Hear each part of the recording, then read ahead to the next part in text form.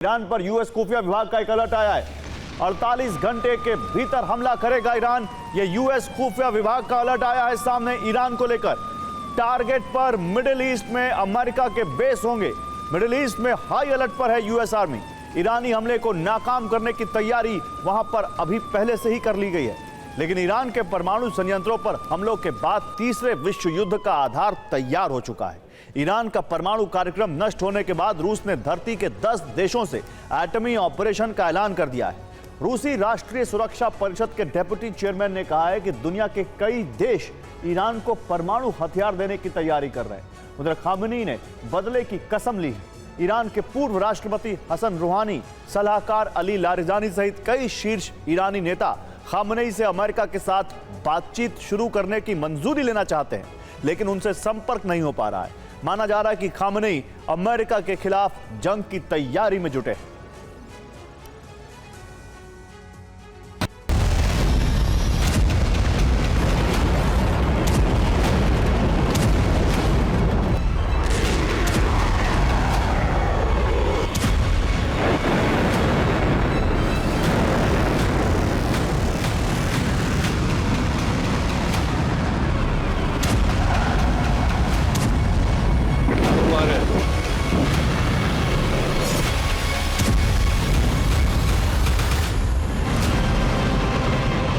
Khamenei के परमाणु programme पर हमले के बाद विश्व युद्ध की खेमाबंदी हो चुकी है। ईरान के इस्फहान, नतांस और फोर्दो पर B-2 बॉम्बर से हमलों के बाद विश्व युद्ध का अलार्म बजने लगा है। अमेरिका, इजराइल और उसके समर्थक देशों के खिलाफ खामेनी, पुतिन, शी जिनपिंग ने महासंग्राम की बिसात बिछा दी है। सवाल यह है कि क्या बहुत जल्द नेटो गठबंधन के साथ रूसी गठबंधन की जंग शुरू होने वाली है। 22 जून को अमेरिका ने ईरान के परमाणु कार्यक्रम पर हमले किए और 23 जून को मॉस्को से ईरानी विदेश मंत्री अब्बास अरागची और रूस के राष्ट्रपति व्लादिमीर पुतिन की मुलाकात की तस्वीरें आईं। 9 दिन के इजरायली ऑपरेशन के बाद अमेरिका ने ईरानी परमाणु कार्यक्रम को ध्वस्त करने के लिए B-2 बॉम्बर से हमले किए और इनकी शॉकवेव अब दुनिया भर में फैल रही है।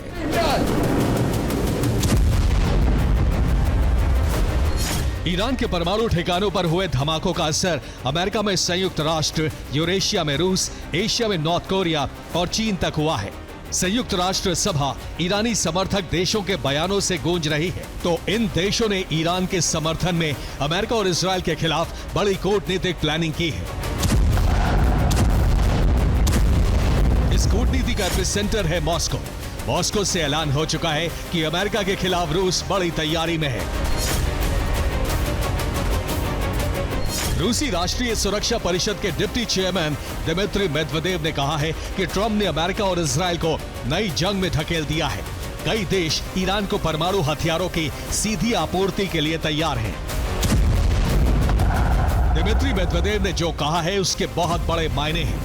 अब तक अमेरिका ही अपने परमाणु हथियार धरती के कई हिस्सों में तैनात करने वाला देश रहा है, लेकिन ईरान पर हमलों के बाद रूस अपना न्यूक्लियर अम्ब्रेला तैयार करने की कूटनीति शुरू कर चुका है। तो ईरान पर धमाकों के बाद पुतिन अपनी परमाणु शक्ति के विस्तार में जुट गए। अमेरिकी और इजरायली हमलों को आधार बनाकर रूस दुनिया भर में अपने परमाणु हथियार तैनात करने की शुरुआत कर चुका है। मेदवेदेव का बयान इसी का संकेत है। बेलारूस में रूसी हथियार पहले से ही तैनात है। संगठन में उसके न्यूक्लियर सहयोगी नॉर्थ कोरिया और चीन तो है ही। इनके अलावा सेंट्रल एशिया में कजाकिस्तान, किर्गिस्तान, ताजिकिस्तान, पश्चिमी एशिया में ईरान, अफ्रीका में माली और बुर्किना फासो जैसे देशों में नेटो विरोधी गठबंधन का न्यूक्लियर अम्ब्रेला बनाने का मिशन शुरू कर दिया गया है।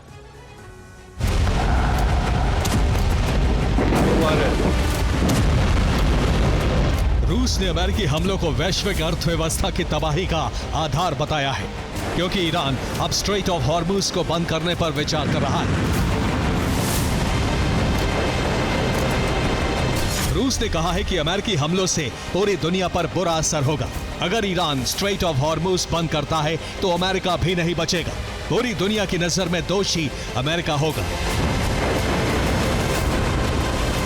माना जा रहा है कि पुतिन और अरागची की मीटिंग में इस मुद्दे पर भी चर्चा हुई है। उधर अमेरिका और इजराइल के खिलाफ संयुक्त राष्ट्र में ईरानी खेमे के देशों ने मोर्चा खोल दिया है।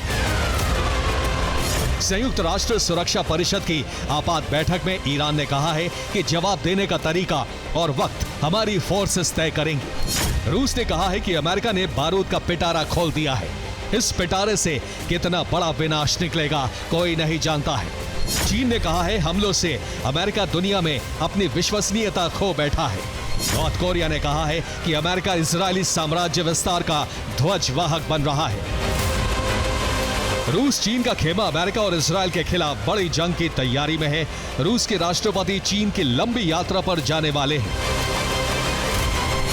31 अगस्त से 3 सितंबर तक पुतिन 4 दिन तक चीन में होंगे और इसी बीच ये तय किया जाएगा कि अमेरिकी खेमे को ठिकाना किस तरह है। ईरान को मिले बड़े समर्थन के बाद अमेरिका का रुख भी नरम होता दिख रहा है।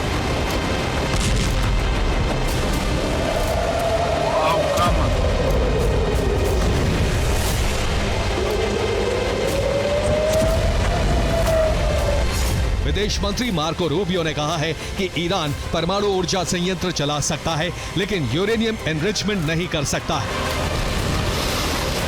लेकिन मामला इससे आगे बढ़ चुका है। रूस, चीन और नॉर्थ कोरिया ईरान को परमाणु शक्ति बनाना चाहते हैं और ऐसा होने से रोकने के लिए ट्रंप ने प्लान मागा की तरह प्लान मीगा तैयार किया है। और आपको बता दें कि ट्रंप का प्लान मीगा क्या है। दरअसल मागा से ही प्लान मीगा बना है। मागा का मतलब है मेक अमेरिका ग्रेट अगेन और मीगा का मतलब है मेक ईरान ग्रेट अगेन। लेकिन मीगा से अमेरिका और इजराइल के वैश्विक हित जुड़े। ट्रंप इस प्लान के तहत खामनेई को सत्ता से हटाने का प्लान बना रहे हैं और वो हटाना चाहते हैं। ईरान में ऐसी सरकार बनवाना चाहते हैं जो अमेरिका के इशारों पर काम करे, अमेरिका की समर्थक हो। इस प्लान में इजराइल भी शामिल है।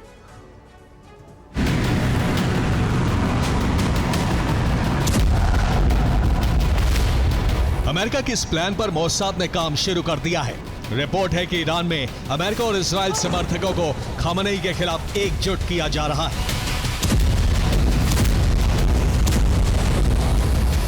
तेहरान में अमेरिका इजराइल समर्थकों की बैठक कराई गई है। इस बैठक में ईरान के बड़े कारोबारी, सेना के अधिकारी और देश के राजनेता, ईरान के कई बड़े धर्मगुरु शामिल रहे हैं। इस बैठक में खामनेई को सत्ता से हटाने पर चर्चा हुई है। खामनेई विरोधी ये गुट यूरोप, इजराइल और अमेरिका के संपर्क में है। इनके जरिए ईरान में विद्रोह कराया जा सकता है। अगर अमेरिका का ये प्लान कामयाब हुआ तो खामनेई को कमजोर किया जा सकता है, लेकिन अगर ऐसा नहीं हुआ तो ईरानी खेमा अमेरिका इजराइल के खिलाफ बड़ा युद्ध छेड़ सकता है। Bureau report, TV9, Bharatvarsh.